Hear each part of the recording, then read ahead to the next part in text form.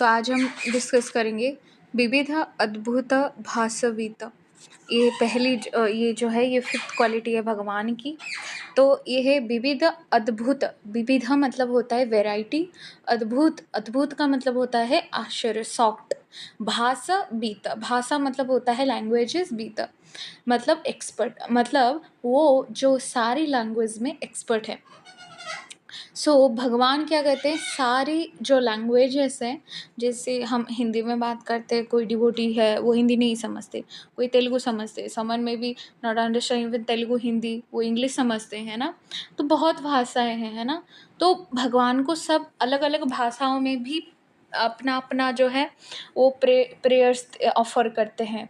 मतलब मांगते नहीं है, ऑफर करते, प्रेयर ऑफर करते हैं। जैसे कोई तेलुगु में अपना प्रेयर ऑफर करता है, कोई कोई जो बंगाली भजन है ना, बहुत सारे हमारे आचार्यों की, बहुत सारे आचार्यों के संस्कृत भजन से, है ना। तो अपना अपना ऑफर जो है, ऑफरिंग जो है वो बहुत भाषाओं में हम मतलब आचार्य लोग करते हैं। तो भगवान वो भी समझ पाते हैं। और दूसरी बड़ी बात है कि भगवान सबकी हृदय की भाषा भी समझ सकते हैं। कि जो या तो जो अगर अगर हम आप पढ़ेंगे गोविंद लीलामृत, तो भगवान के पास एक मधुमक्खी रहता है, ठीक है। तो जो भबरा वो करता है ना, तो भगवान उसकी भाषाएं भी समझ सकते हैं। इवन अगर आप देखें बोला, जितनी भी उनके गाय हैं, वो पता नहीं कौन से लैंग्वेज में बुलाते हैं, वो सब समझ पाते हैं, वो सब आ जाते हैं भगवान की। सिर्फ बुला मतलब ऐसे बोलते हैं ना भगवान, जब उनके नाम पकड़ के, तो वो सब समझ सकते हैं, वो आ जाते हैं। तो भगवान सारी भाषाओं भी पढ़ सकते हैं।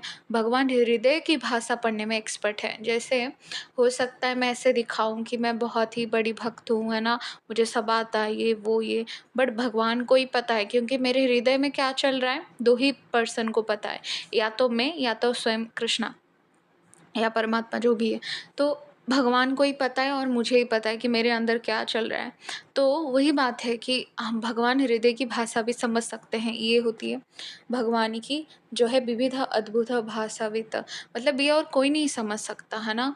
कोई हो सकता है कोई एक्सपर्ट आ जाए माइंड रीडिंग करने के लिए, है ना, और ये आ जाए वो आ जाए, बट वो सब टेम्परेरी है ना। कोई कोई लोग मैजिशियन भी होते हैं ना, माइंड रीड कर देते हैं, वो होता है, वो तांत्रिक बल से हो या कोई भी पावर से हो सकता है। वैसे आप कर सकते हो, मतलब प्रैक्टिस है, वो आप प्रैक्टिस कर सकते हो, वो हो सकता है कभी कभी।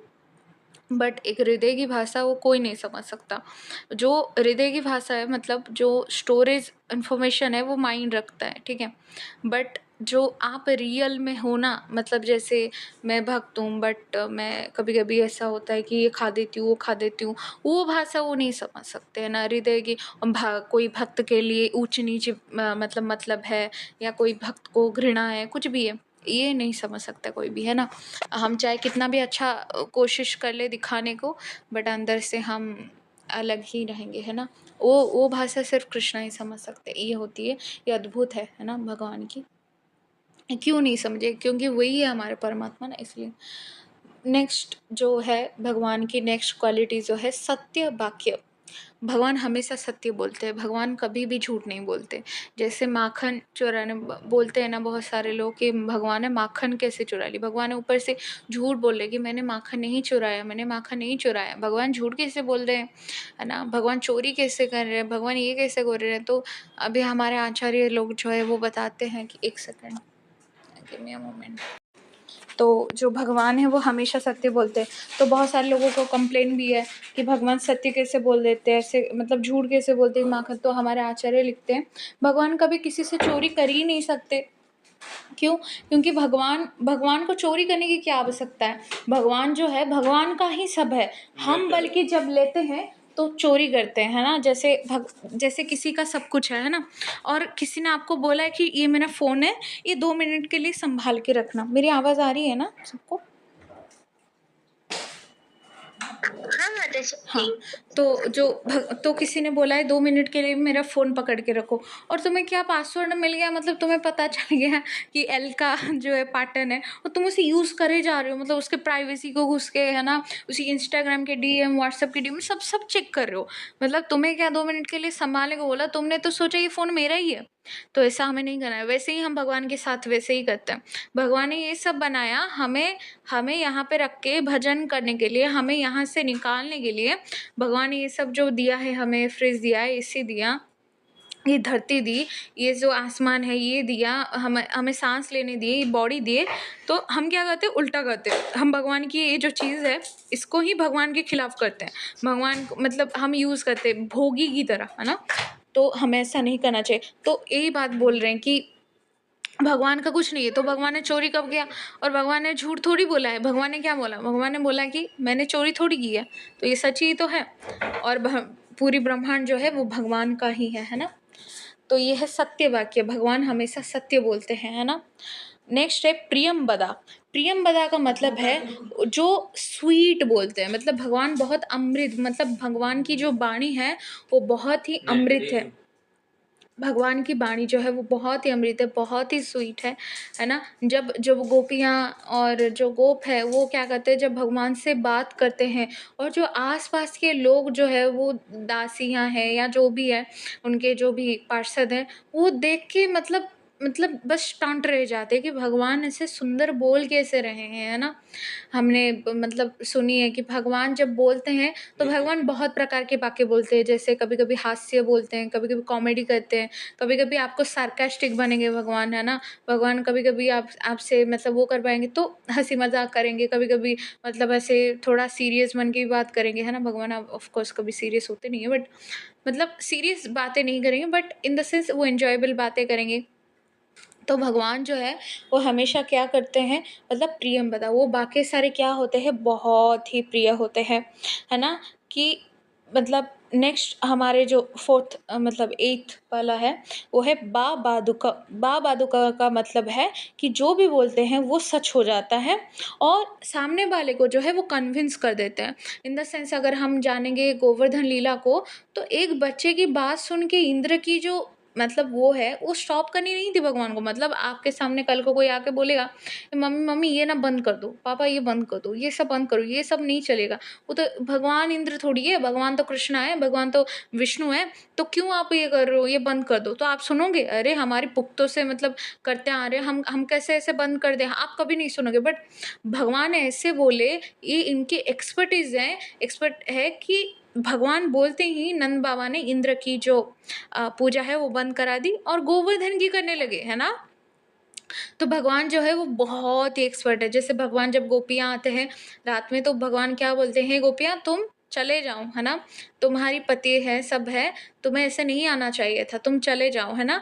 तो भगवान ऐसे बातें करते हैं, तो क्या कहते हैं, गोपियाँ क्या करती है, गोपियाँ उन्हें रोकती है कि आप कैसे ऐसे बात कर रहे हैं, है ना, ऐसे बोलती है। तो भगवान जो है वो एक्सपर्ट है, और सामने वाले को कभी भी कन्विंस कर सकते हैं, कभी मतलब हमेशा कन्विंस कर देते हैं। जैसे भगवान जो भी बोलते हैं और क्या सच हो जाता है। जैसे भगवान, जैसे राधा रानी ने बोला कि मुझे ये जो जीवात्मा है ये मुझे चाहिए, आप इसके लिए गुरु भेजो, है ना। तो भगवान जो है वो सत्य कर देते हैं। भगवान जब बोलते हैं कि जो सूरज है ना, तो जो भगवान के भय से क्या होता है, सूरज आता है। भगवान के भय से जो है वो सूरज क्या होता है, अस्त होता है, मतलब चले जाता है। फिर चंद्रमा आती है, सब आते हैं, है ना। भगवान की भय से जो लहरें हैं वो अपनी जो मतलब जो उसकी दीवारें हैं वो पार नहीं करती है ना, लांघती नहीं है। ये भगवान की सिर्फ भय से हो रहा है। भय का मतलब ये है कि भगवान को रिस्पेक्ट देते हैं, कि हमारे वजह से भगवान को कोई बाद में बोले ना कि आपके मैनेजमेंट में जो है वो बुराई हुई, है ना। तो ये बात जो है, और भगवान क्या कहते हैं, भगवान जब बोलते हैं कि इसका, जैसे ध्रुव महाराज को क्या हुआ, भगवान ने सिर्फ शंख को ऐसे टच किया ध्रुव महाराज के माइंड पर, तो मतलब मस्तक में, तो क्या हुआ, ध्रुव महाराज के संस्कृत के श्लोक जो है वो मुख में आ गए, है ना। तो भगवान जो है वो कुछ भी कर सकते हैं, है ना। और जो भगवान बोलते हैं वो बहुत ही मधुर होता है, और जो बोलते हैं वो सत्य हो जाता है। जैसे भगवान ने उनको बोला, द्विज पत्नी ब्राह्मण की पत्नियों को बोला कि तुम चले जाओ, है ना, और अपने वहाँ पे रह के भजन करो, और वो चली गई, है ना। तो of course there was some points, but ऐसा है कि भगवान सामने वाले को जो है वो कन्विंस कर देते हैं हर बात में। तो ये है भगवान की जो है, हमने 4 क्वालिटी अभी सुनी है।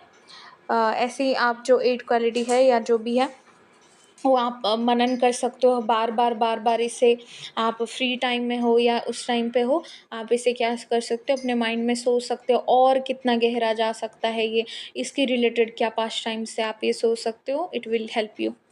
ओके, ठीक है। और किसी को कोई क्वेश्चन है तो पूछ लो, वरना रखेंगे।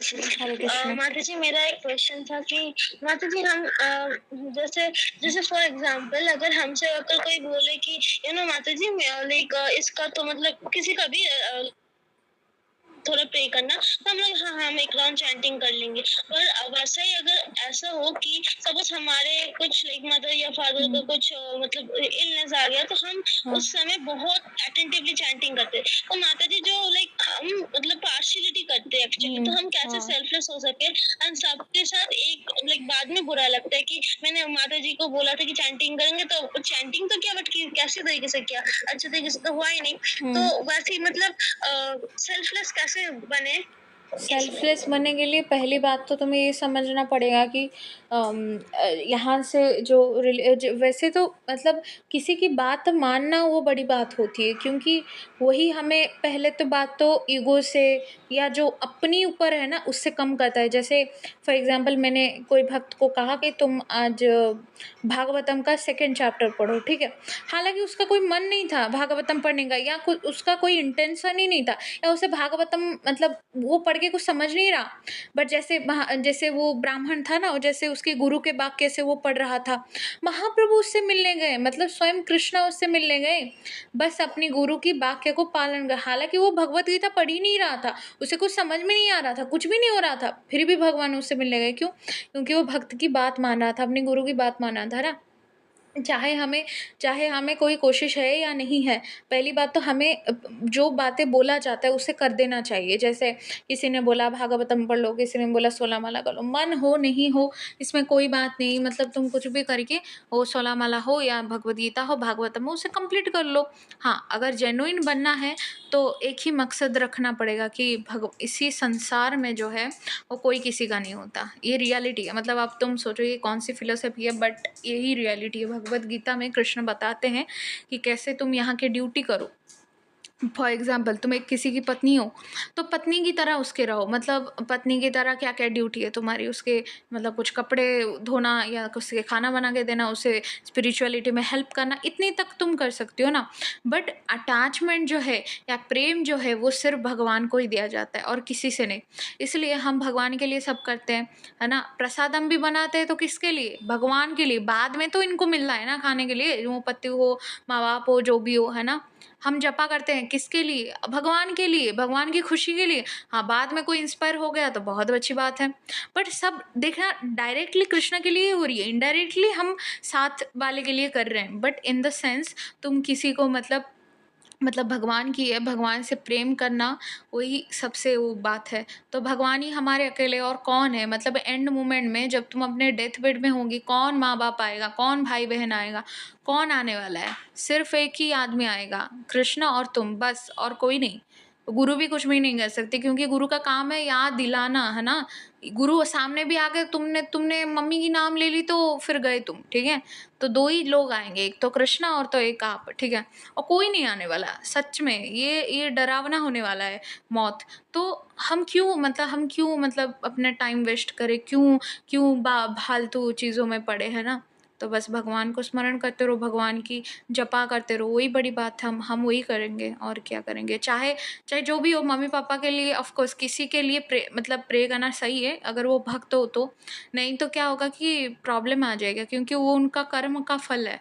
अगर तुम ऐसे करती रहोगी तो बाद में प्रॉब्लम होगी। जो जो भुगत रहा है ना उसे भुगतने दो, मतलब यही है। और मतलब जैसे एक स्टोरी था, एक जो भक्त है वो क्या कर रहे थे, बहुत जपा कर रहे थे, है ना। और वो एकदम बेड में पड़ गए, ठीक है, और उनकी मौत होने ही वाली थी। तो क्या हुआ, एक दवाई वाला आ गया, ठीक है, एक मतलब जो नाड़ी देखते हैं ना तब के ज़माने में। फिर एक एस्ट्रोलॉजर आ गया कि तुम तो बहुत दिन जियोगे, तुम्हें कुछ नहीं होगा, है ना। फिर वो दवाई से वो ठीक हो गया, दवाई लेने से, दवाई तो लेगा ना इंसान, दवाई लेने से ठीक हो गया। तो भगवान उसके सामने आ गए, तो बोला कि तुमने दवाई क्यों ली?